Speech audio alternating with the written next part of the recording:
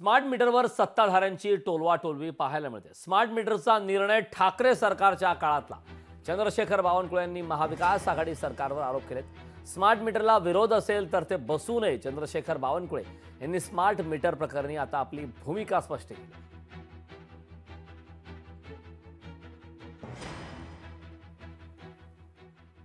Smart मीटरचा निर्णय उद्धव ठाकरे सरकारमध्ये नितीन राऊतच्या काळात झाला। सर्वसामान्य जनतेमध्ये पुन्हा एकदा हा नवीन नरेटिव्ह आहे, नवीन खोटारडेपणा आहे की स्मार्ट मीटर लावणार, जनतेचा पैसा लुटणार। खरं तर स्मार्ट मीटरचा निर्णय ज्यांनी केला ते उद्धव ठाकरे आणि नितीन राऊत यांनी केला आहे। मला वाटतं आता या ठिकाणी याबद्दल जाणून बुजून पुन्हा एकदा देवेंद्रजींना या नरेटिव्हमध्ये फसवण्याकरता काम होत आहे। कुठल्याही सर्वसामान्य व्यक्तीच्या घरातलं स्मार्ट मीटर लागणार नाही जोपर्यंत जनतेच्या मनातलं कन्फ्युजन दूर होत नाही।